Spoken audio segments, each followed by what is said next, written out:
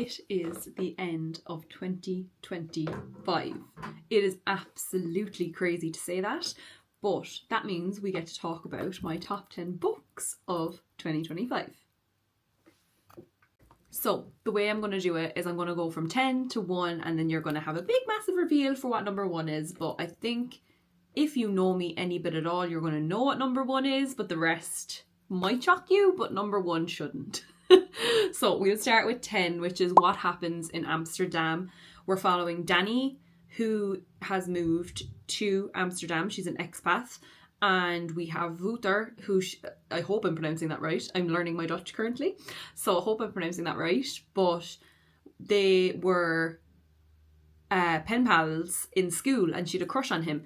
But she moves there, and he needs someone to marry him so that he can inherit his family home. And Dani is the perfect person to do that, because if I remember correctly, she loses her job and she needs to be able to stay there, and that's the only way she can stay there is if she marries someone. But anyway, loved the story. I read it while I was actually in Amsterdam, and it was the trip that me and my boyfriend decided that we were going to move to Amsterdam, and we were moving. Well, he's already moved. I am moving this week. So it was very, very exciting to read about someone who had moved and the struggles that they'd faced when moving to a new country, navigating a new way of life. And it actually gave me a lot of comfort in the decision that I'd made with my boyfriend to move. It was actually quite nice to read about someone who had moved from a different country, basically. And I really enjoyed it. Reading it while I was in Amsterdam, it just gave me the atmosphere I needed. And like, as I was reading it, Rachel and Solomon talks about places in Amsterdam, and I was seeing them as I was reading it. So it was very much a whole rounded experience. And I know Rachel and Solomon also lives in Amsterdam now. So Rachel, if you want to hit me up, we can become friends when I move. But I really loved it. And that's why it got a spot in my top 10, because I have not stopped thinking about it since. Not all the time, but I do think about it from time to time. And it holds a very, very special place in my heart. Number 9 is Onyx Storm, which is the third installment in the Empyrean series. I know a lot of people were not happy with this book. I personally enjoyed it. And I enjoyed it because I knew what it was. I knew it was a filler book. It was, in my opinion, very, very long for a filler book. But it was always going to be that. It was never going to be this big, massive story that we were waiting for. Because it's the third book, I think, in a 5-book series. I think she said it's going to be 5. Again, I do get that people weren't happy with it, but that's just my personal opinion. I really enjoyed it. Nothing will compare to Fourth Wing. I'm not going to lie. None of the books have held up to Fourth Wing the way Fourth Wing has had a chokehold on me. Fourth Wing, I've never seen a book written that way and take the internet by absolute storm. And Onyx Storm. But I'm so excited to see where the rest of the series goes, and I really enjoyed it reading it this year. Number 8, we have Say You'll Remember Me. So this follows Xavier and Samantha. Xavier is a vet. Samantha is she marketing for I want to say like mustard or ketchup, some type of condiment. She's a marketing manager for them. She is having a massive change in her life. So she meets Xavier because she brings a dog to his vet clinic, and they end up meeting, and they go on one date, and it has to be one date because she's moving across the country to deal with some family stuff, and they will never see each other again. But based on how the first date went, Xavier and her both don't want to leave this relationship go, so they both work to do a long distance relationship, and it brings a lot of challenges for them. Looking back on it, I do feel like Xavier made the most sacrifices, but Samantha also had so much going on in her life, and she was heavily relied on by her family, so she wasn't able to give as much as he was able to give. There is grief in this story. I would definitely check trigger warnings because I didn't expect that going into it. There's grief and loss, and I read it actually at a very perfect time for me because my nan had passed, I want to say 6 months since she had passed in the July, and I read this in the February, I think. And being able to relate to the loss in that way, and the way she handled the loss in the story, really, really skyrocketed the rating for me. And I loved the story so much. And yeah, that's why it gets number 8 on the top 10. We're on to number 7, which is Beartown by Frederick Bachman. This series, I do not want it to end. The reason Beartown is number 7, you'll see why in a minute. Beartown is 7 because it's the introduction to the series. We're learning about all the characters. We're learning about the struggles that they faced. We're learning about the struggles the town has faced and the dynamics that they all have.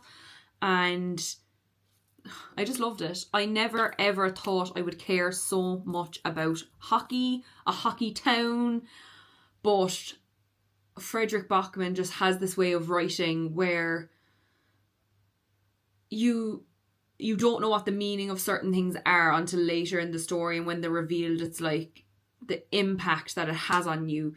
I found it with all his stories, not just Beartown, Anxious People, My Friends, all of them I feel follow it the same. But these people having these deep relationships and how they impact them and what they mean to them. It's one of the most beautiful stories I've ever read, and I'm so thankful to Sarah Crowley for recommending it on her channel because I read it because of her, and it is now a new favourite series of mine. Number 6, we have another Abby Jimenez one on the top 10, which is Just for the Summer, which follows Justin and Emma. I loved this story. The cover is absolutely beautiful, and I loved it. It was meant to be just for the summer, and it ends up being much, much more than that. And I'm not going to go into too much more about it. Number 5 is Revolve by Dylan and Sierra. No, it's by Balcabra, but the characters are called Dylan and Sierra. And Dylan is a hockey player. Sorry, Dylan's a hockey player. I don't know why I had so much doubt in my mind. And Sierra is a figure skater. And Dylan makes some not so good choices, which leads to him ultimately having to partner up with Sierra because she has no one for her couple's ice skating competition, and he has a past in ice skating, not just being a hockey player but also figure skating with his sister. So he is picked to do that with her, and then obviously you know what comes after that. And it is amazing. Balcabra has become one of my new favourite authors. I read Collide. I was lucky enough to get Collide as a arc from NetGalley, and then lucky enough to get Spiral, and then third time lucky I got Revolve as well, all as arcs, and they've all been a 4 to 5 star for me, and I'm so excited for her new series. I just realised something, that I did not include it in one of my top 10 books for 2026. We have Embrace coming out next year, which is Kian's story, and I've been so excited for Kian's story.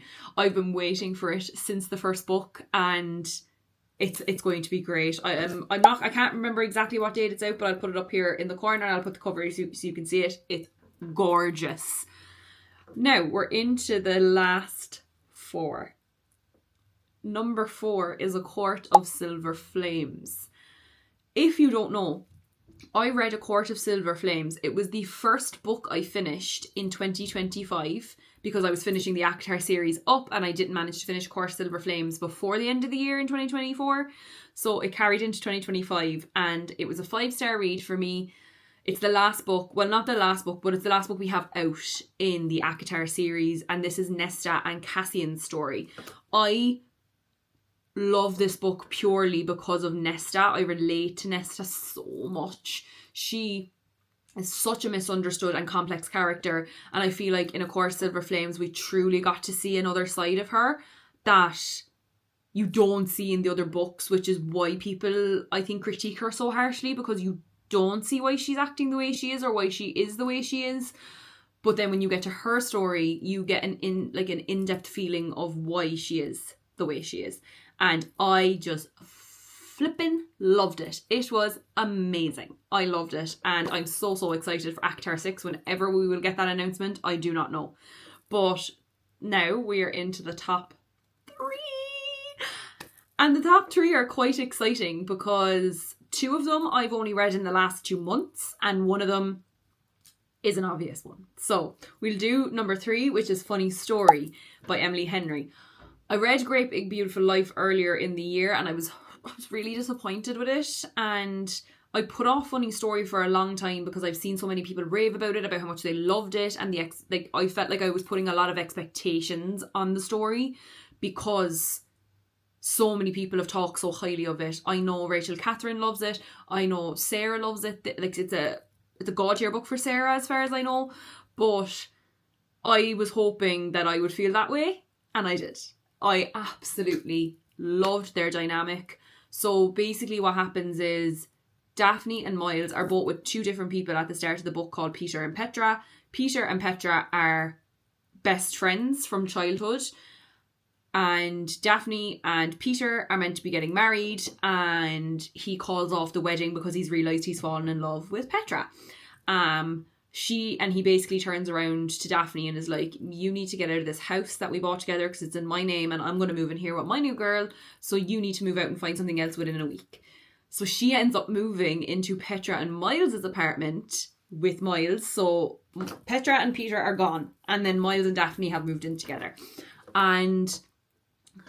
But I related to both these characters in such different ways, which made it an even better experience, because I like when I can relate to both characters, and like particularly I will always relate to the female character, but it's so nice to have a story where you relate to both of them and you can see why they act the way they act, why they respond to certain things the way they do, how they feel inside, like deeply, particularly with Daphne and her relationship with her father.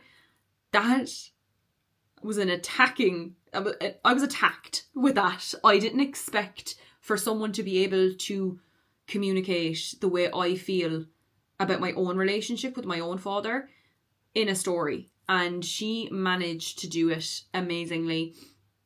I was kicking my feet, giggling, and also crying, but amazing story, and it is well deserved on the 3rd spot of the year. Number 2, we have Us Against You by Frederick Bachman. Remember how I said it would make sense why Beartown was down so low? Frederick Bachman. Us Against You is phenomenal, guys. You need to read it. I'm not going to go too much into it, obviously, because the events that happen in Beartown, it follows on in Us Against You. So I'm not going to go into much about it because obviously I don't want to ruin anything for anyone that wants to read it. So just know I highly rate it. It is amazing, and I'm so excited to get into the winners in 2026. And number 1, guys, I'll give you like 2 more seconds to guess. Comment below what you think. If you don't know, then you don't know me. So I'm going to give you just 2 seconds. Okay, locked in? Guess it's locked in? It's Releasing 10, guys. What else would it have been? Of course it was Releasing 10. Like, I think about Releasing 10 every day. I have not stopped thinking about Lizzie and Huey. I've not stopped thinking about their story. I've not stopped thinking about the way things are going to play out when we get the next book in the series. If you know me, you know I'm absolutely obsessed with The Boys of Tommen. And this book coming out, I had to book a week off work to read this book because I knew it was going to emotionally destroy me. And that it did. I will insert a picture of me crying here. This was me crying when I finished it. I'm not going to go too much into the depth of the story, because if I give too much of the plot points away, I feel like it'll ruin the rest of the series. So I'm going to just say how much I loved it, and all credit to Chloe Walsh, because I feel like she put so much emotion and honesty and just so much of, I feel like, herself in this story.